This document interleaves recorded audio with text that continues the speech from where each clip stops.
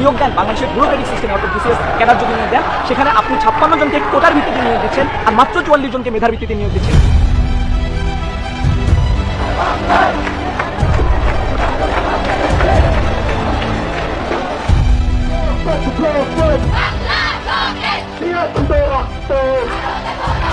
সর্বমোট কোটাটা 56% এসে দাঁড়াচ্ছে, এইটা মোটেও সহনশীল নয়। কোটা সংস্কার আন্দোলন সমন্বয় করছেন ঢাকা বিশ্ববিদ্যালয়ের এই শিক্ষার্থীরা। সারা দেশে আন্দোলনকে সুসংগঠিত করতে প্রাথমিকভাবে 65 সদস্যের একটি সমন্বয় কমিটি গঠন করা হয়।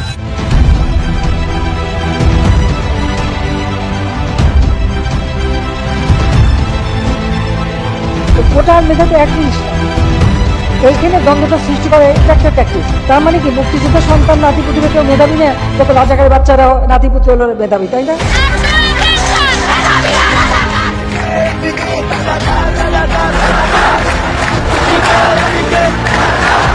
তারা ছেলেদের যে হলগুলো রয়েছে বিভিন্ন হলগুলোর সামনে যায়, কারণ তাদের কাছে খবর আসছিল, তারা কিন্তু জানিয়েছেন যে সে সময় বিভিন্ন হলে শিক্ষার্থীদের আটকে রাখা হচ্ছিল, আন্দোলনে যোগ দিতে দেওয়া হচ্ছিল না। সেই হলগুলো থেকে ছাত্রলীগের নেতাকর্মীরা তারা বের হয়ে কোটা আন্দোলনকারী শিক্ষার্থীদের ধাওয়া করতে শুরু করে এবং সে সময় আমরা যদি দেখেছি যে কোটা আন্দোলনকারী শিক্ষার্থীদের বেশ কয়েকজনই আহত হয়েছেন। এবারে রাজপথে নেমেছে বেসরকারি বিশ্ববিদ্যালয়। আন্দোলনরত 3টি বেসরকারি বিশ্ববিদ্যালয়ের শিক্ষার্থীদের সঙ্গে ছাত্রলীগ নেতাকর্মীদের ধাওয়া পাল্টা দেওয়ার ঘটনা ঘটেছে। পরিস্থিতি নিয়ন্ত্রণে দফায় দফায় টিয়ার শেল নিক্ষেপ করে।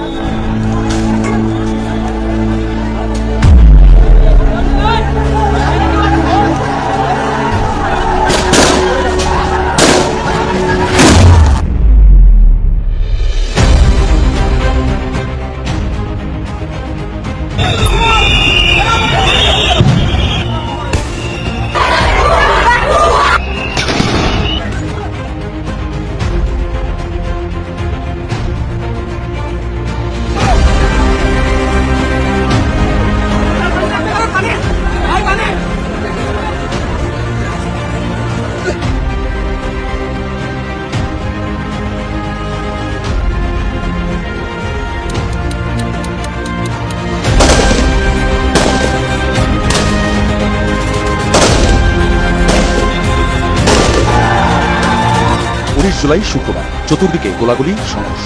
আন্দোলনে থাকা নিরস্ত্র মানুষগুলো গুলিবিদ্ধ হয়ে লুটিয়ে পড়ে একের পর এক। রামপুরা, বনশ্রী, প্রগতি সরণি, যাত্রাবাড়ি, শনিরাখড়া, রায়েরবাগ, মিরপুর, মোহাম্মদপুর, মহাখালী, উত্তরা সবখানেই আন্দোলনকারীদের উপর চলেছে নির্বিচার গুলি। হেলিকপ্টার থেকেও চালানো হয় গুলি।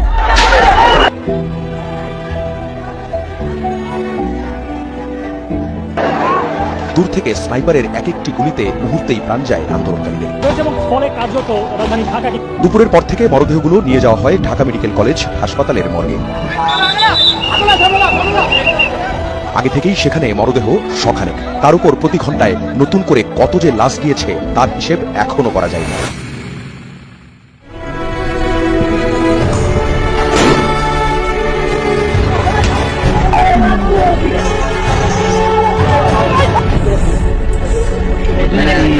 রবিবার আদালতের রায়ে জানানো হয় যে সব ধরনের সরকারি চাকরিতে 93% নিয়োগ মেধার ভিত্তিতে হবে।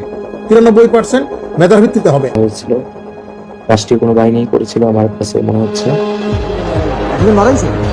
কারফিউর দ্বিতীয় দিন রবিবার সংঘাত সহিংসতা আগের কয়েকদিনের তুলনায় কম হলেও কিছু জায়গায় অল্প সময়ের জন্য বিচ্ছিন্নভাবে চলা সংঘর্ষে ঢাকা ও নারায়ণগঞ্জে অন্তত 13 জন মারা যায়।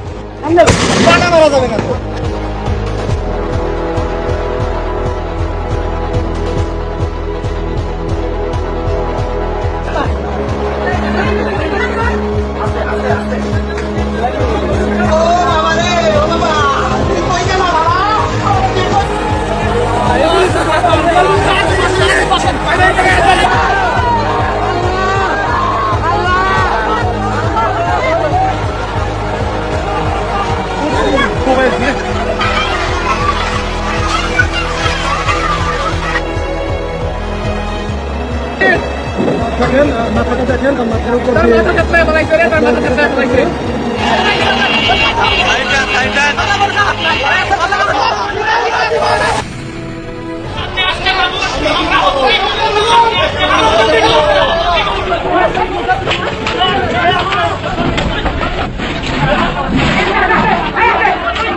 করে একের পর এক প্রিজন ভ্যান আদালত চত্বরে ঢুকছে আর বের হচ্ছে বাড্ডা ও রামপুরা এলাকা। কোটা সংস্কার আন্দোলন ও তার প্রেক্ষিতে উদ্ভূত পরিস্থিতিতে অনেকে অপ্রত্যাশিতভাবে আহত এবং নিহত হয়েছে।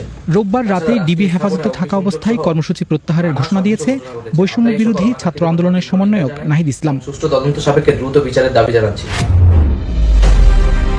শিক্ষার্থীদের কর্মসূচিতে থাকবে নির্যাতনের ভয়ঙ্কর দিন রাতগুলোর স্মৃতিচারণ, দেয়াল লিখন, ফেস্টুন তৈরি, ডিজিটাল পোর্ট্রেট তৈরি। দুপুর পর্যন্ত অপেক্ষার পর পরিবারের জিম্মায় ছেড়ে দেওয়া হয় 6 সমন্বয়ককে। আপনাদের সবাইকে ছাড়ছে। আন্দোলনের মধ্যে জামাত শিবিরের রাজনীতি নিষিদ্ধ করে প্রজ্ঞাপন দিয়েছে স্বরাষ্ট্র মন্ত্রণালয়ের জননিরাপত্তা শাখা। স্থানীয়দের ধারণ করা ভিডিওতে দেখা যায় অস্ত্র ও লাঠিসোঁটা নিয়ে বেশ কয়েকজন ব্যক্তি শিক্ষার্থীদের উপর হামলা করলে তারা সেক্টর 11 বিভিন্ন গলিতে আশ্রয় নেওয়ার চেষ্টা করে।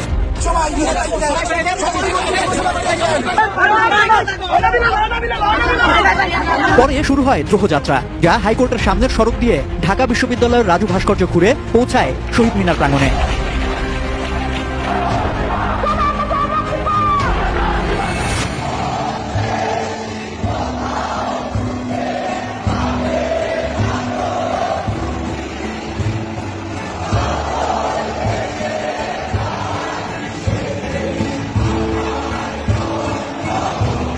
আমরা এক দফার সিদ্ধান্তে উপনীত হয়েছি,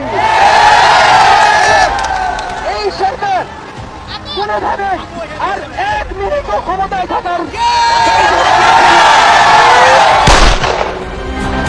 আন্দোলনকারীদের সাথে আওয়ামী লীগ কর্মী ও আইন শৃঙ্খলা রক্ষাকারী বাহিনীর সংঘর্ষে রবিবার রাত 10টা পর্যন্ত সারা দেশে অন্তত 75 জনের মৃত্যুর খবর নিশ্চিতভাবে পাওয়া গেছে। একটি জরুরি সিদ্ধান্ত মোতাবেক আমাদের যে 6 তারিখের যে লং মার্চ টু ঢাকা কর্মসূচি ছিল সেটাকে আমরা একদিন এগিয়ে নিয়ে এসেছি, অর্থাৎ আগামীকাল 5ই অগস্ট সারা দেশের মুক্তিকামী জনতাকে ঢাকার উদ্দেশ্যে রওনা হওয়ার জন্য আমরা আহ্বান জানাচ্ছি।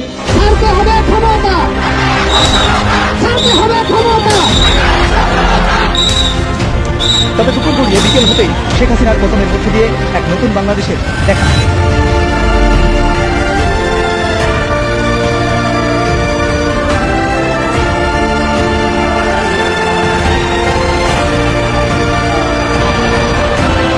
একদিকে উল্লাস, অন্যদিকে ক্ষোভের প্রকাশ। প্রদেশ ত্যাগের পর মানুষের প্রতিক্রিয়া ছিল এরকম।